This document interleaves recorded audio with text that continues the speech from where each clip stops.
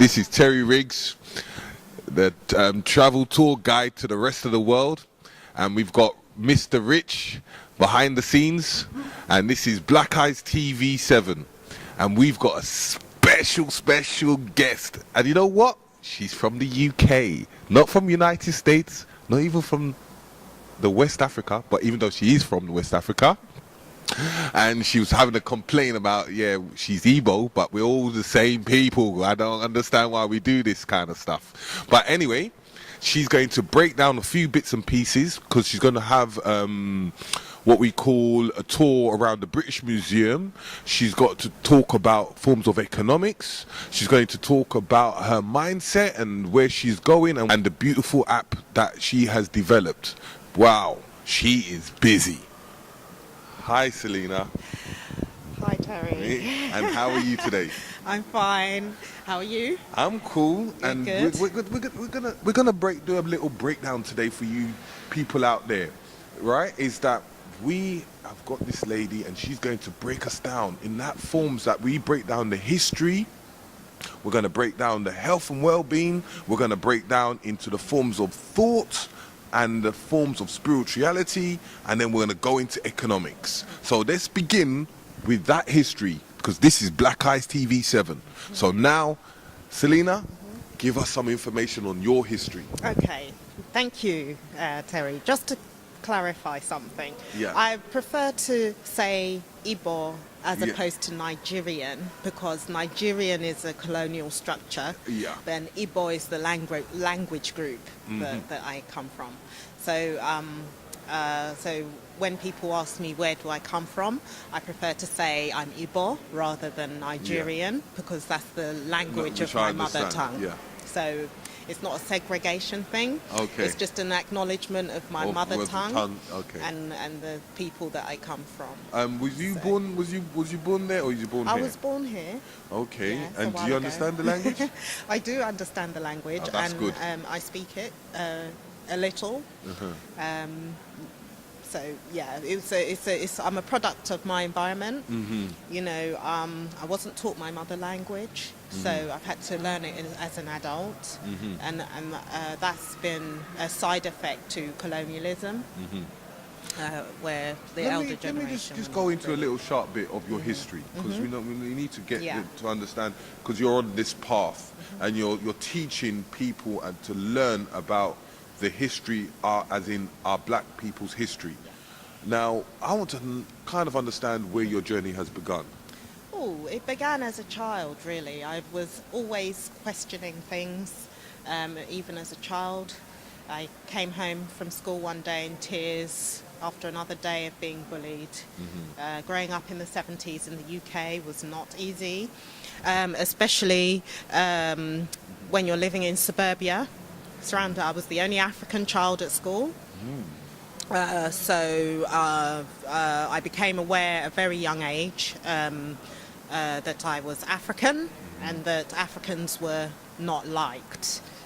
So you know what I'm going to say? We're going to apologize for all the people that have done wrong in that period of time. No, don't apologize for them, please. All right, it's good that they did that. Okay. You know, 'Cause it gave you otherwise the I would awareness. have been growing up a very confused person, naive, believing everyone is, you know, asking questions like, oh, why do they not like me? Why is this happening?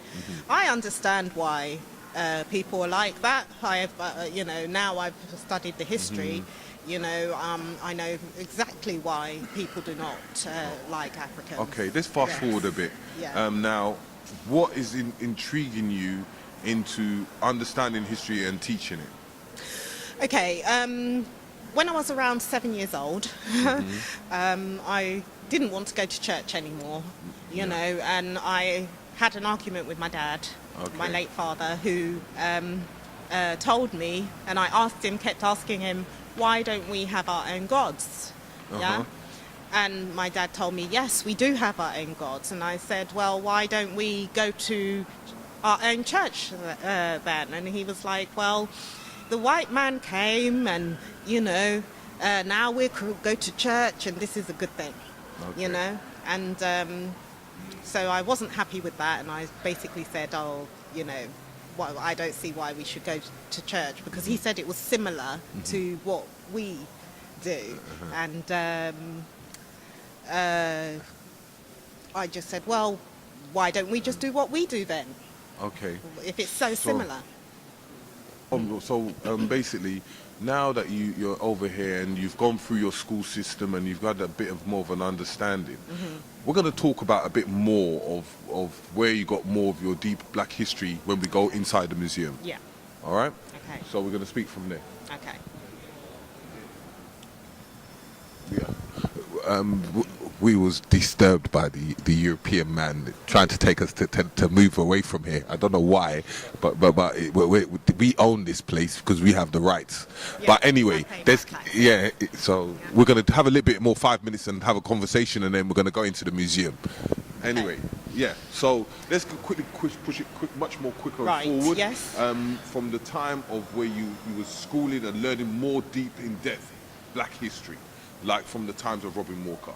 Right, it was actually Robin Walker that opened up my eyes to, or introduced me to Professor Sheikanta Jobe, and that's when I started reading intensely about history from an African perspective.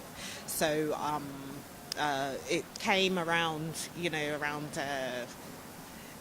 2003, 2000, I established Afrohistoricals, my business Afrohistoricals. I created that in 2003 and produced a desk calendar that was designed to educate people on the significant facts and achievements and events from an African perspective, going back to prehistory to the present day. And so basically since 2003, I've been researching, studying, finding a way to make the information more palatable so that people can be more aware of the information. So okay, no, that's quite intriguing. So and with this history of information that you have learned, you felt that you needed to give it back, and because you're doing these tours, is this what's triggered you to do the tours? No, what's triggered me to do the tours is the recent events on the political scale, the deterioration of the black mind, the audacity of the Western world, who continue to, produce films, literature, teach children false history, and I just can't stand it anymore. So we've taken the teaching back into our own hands, practically. This is UK. We run things round here. I'm telling you, we're taking over. Yeah, we're coming even to you in the United States of America, mate. So we'll be there. Anyway, go on. So basically, I wanted to make sure that as many people, my people, are aware of the facts, so that they know who they are. The more they discover, the more scandalous the lies become. And it seems to me that everything that the Western world has claimed is a fraud. Because they didn't actually create anything other than weapons of mass destruction. Everything, all the elements of civilization were created by Africans thousands of years before Europeans even. As I cite, John Henrik Clark wore a shoe or lived in a house with a window. Okay, let's quickly go down, because we're going to show you quite a lot of things on Sunday, and we're going to show you the tours and what's going on and what it's about. But just put it into a little box of what we're going to see on Sunday. We're going to see the African influence on Western culture, so evidence of Africans in Europe, Asia and America. Okay. When people that come on the tour, they can take home this fantastic brochure that actually guides people through the museum, so you'll be able to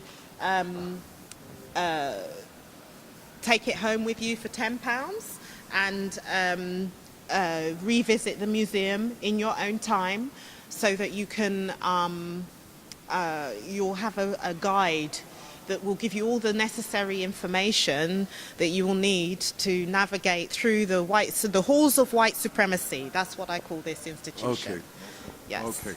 So anyway, we're gonna go inside Okay. before these security guards keep on bothering us. Yes. You know, we're trying to teach you a lot of things and give you a lot of information. So we're gonna be back to you. Blessings to you all. Thank you.